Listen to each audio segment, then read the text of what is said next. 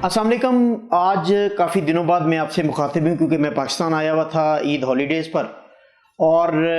मवाद काफ़ी इकट्ठा हुआ है, लेकिन सबसे इम्पोर्टेंट मवाद जो है वो इस वक्त जो एयरपोर्ट इस्तांबुल एयरपोर्ट पर या तुर्की के एयरपोर्ट्स पर जो सबिहा गोकचन या इंटरनेशनल एयरपोर्ट पर जो पाकिस्तानी मुसाफिरों के साथ हो रहा है या जो महसूर हुए हैं, वो सबसे इम्पॉर्टेंट इशू है कि मैं आपको उसकी अपडेट दूं और वो अपडेट दूं जो अभी तक यूट्यूबर्स ने या मीडिया ने आपको नहीं दी। और एक मैस क्रिएट किया हुआ है बहुत सारे ऐसे अफराद ने सोशल मीडिया पर जिनको मालूमात नहीं है या जो सिर्फ और सिर्फ व्यूअरशिप के लिए गुमराह कुन प्रोपोगंडा में मुलव्वस हैं। अब 3-4 मामला जो हैं वो बड़े अहम हैं जो मैं आज की वीडियो में डिस्कस करना चाह रहा हूँ। सबसे पहले मामला जो है वो अंतालिया में लगी हुई जो आग है जो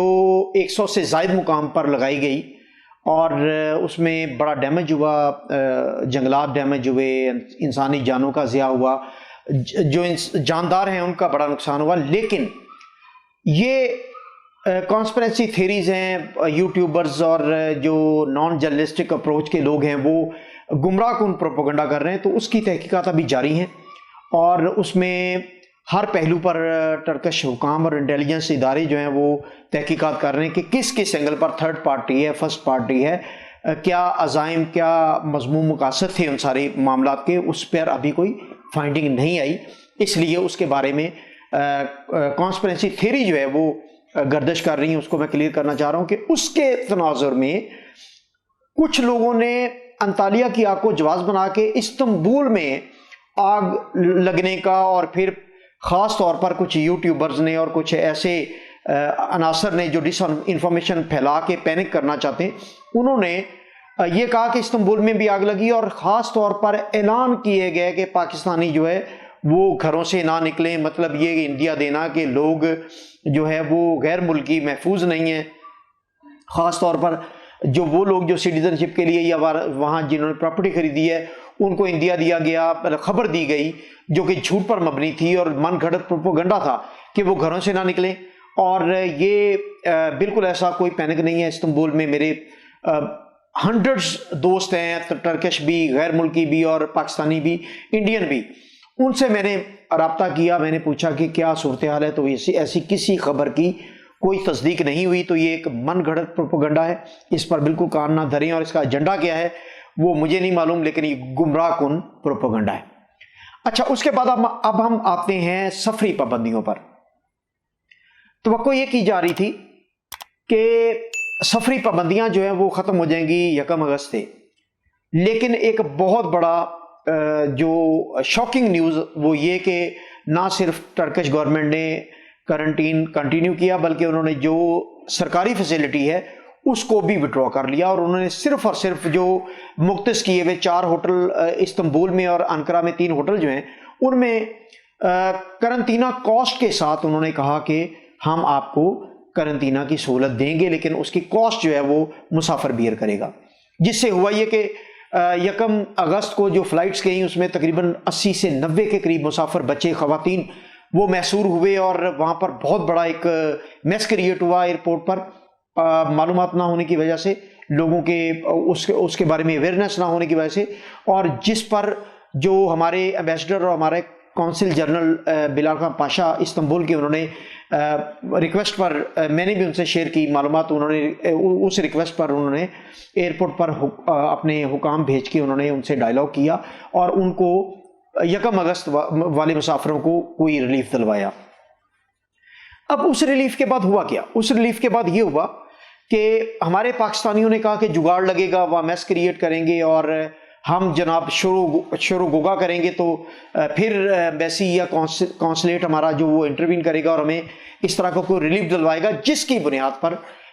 आज और कल की फ़्लाइट्स फिर वहाँ पर गईं इस्तांबुल में और सबिहा गोकचन एयरपोर्ट एशियन साइड पर। अब उनके साथ क्या हुआ, मैं आपको अपने एक दोस्त जो यहाँ से जो ट्रैवल एजेंट है, बहुत अच्छा वो बिज़नेस करता है, मैं उसका रेफरेंस कोट करते हुए आपको बताना चाह रहा हूँ कि उन्होंने अपने उन मुसाफिरों को जो उनके तवस्सुत से इस्तांबुल जा रहे थे उन्हें कहा कि भाई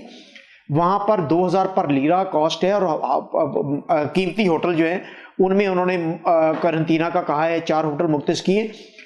تو ان فیملی کے ساتھ اس صاحب نے کیا کہا، اس نے کہا جی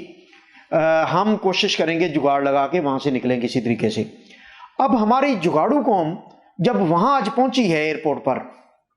آج 3 تاریخ ہے، اور جب یہاں سے فلائٹ ایئرپورٹ پر پہنچی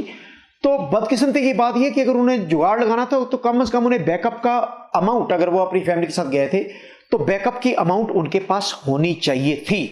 لیکن آپ دیکھیں اس جگاڑو کی بھی ہمت کو داد دینے والی ہے کہ وہ یہاں سے جگاڑ لگانے کے لیے استنبول ایئرپورٹ پر تو پہنچ گئے، لیکن جب وہ وہاں جا کے محصور ہوئے، پھنس گئے اور ان کو کوئی راستہ دکھائی نہیں دیا، تو پتہ چلا کہ موصوف کے پاس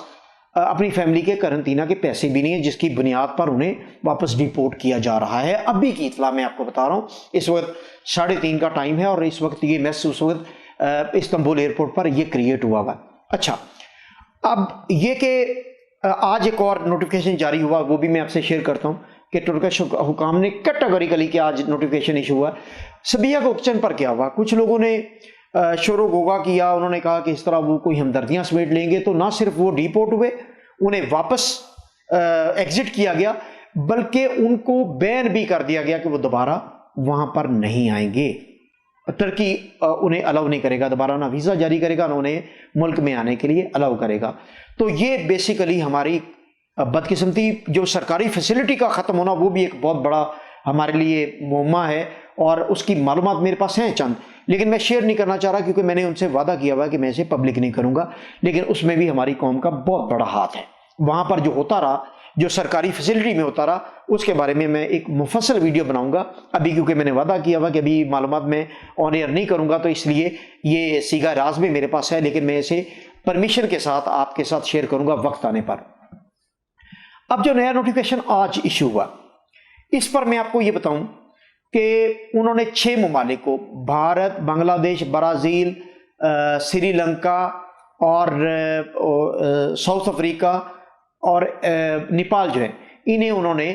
کر دیا ہے، سسپینڈ کر دی فلائٹس۔ ان ملکوں سے اب آج کے بعد کوئی فلائٹ ترکی نہیں جا سکے گی۔ اب خوش قسمتی سے اس لسٹ میں پاکستان اور افغانستان شامل نہیں ہے۔ اب جو 2000 لیرہ جو ہے وہ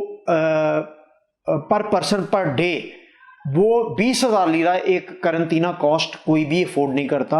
اور 95% جو لوگ سیر کرنے کے لیے یہ وہاں جاتے ہیں، یا ایون جن کی رہائش بھی ہے یا نوکریاں یا اسٹوڈنٹ ہے، کوئی بھی یہ اتنی بڑی کاسٹ افورڈ نہیں کرتا۔ اب اس کاسٹ کو سوشل میڈیا پر چل رہا ہے کہ ہمارے جو ڈپلومیٹک فیلئر ہے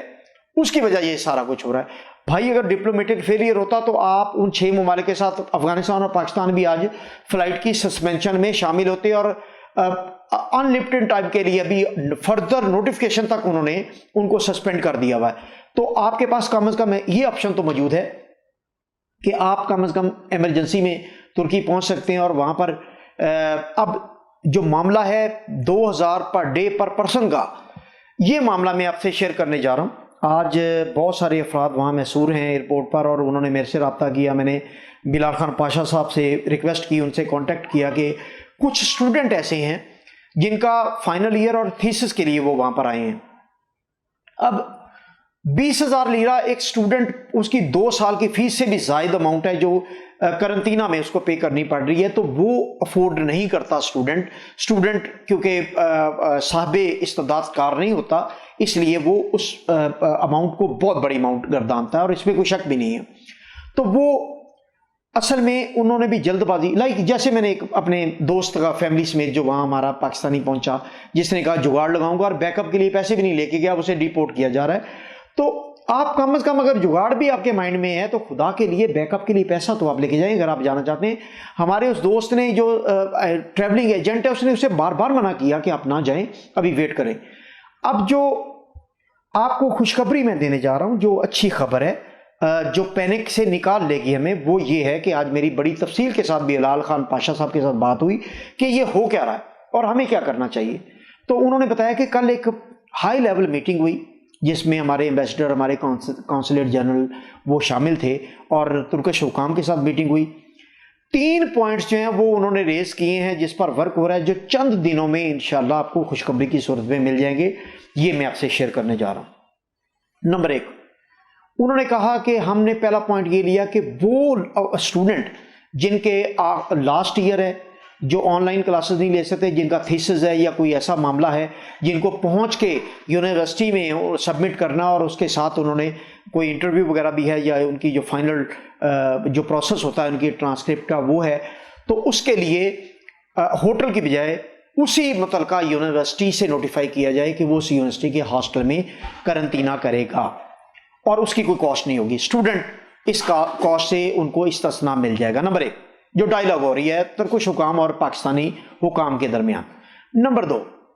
वो अफराद जिनका वहाँ पर प्रॉपर्टी है, जिनका घर है, जो फैमिली को शिफ्ट कर चुके हैं, जिनके पास रेजिडेंस परमिट भी है और जिन्होंने सिटीजनशिप के लिए अप्लाई किया या नहीं किया लेकिन उनके अपना घर है और वो अपना घर वहाँ वो रहाइश पजीर थे और वो ईद की छुट्टियों पर वैसे किसी काम के लिए यहाँ वापस आए, उनको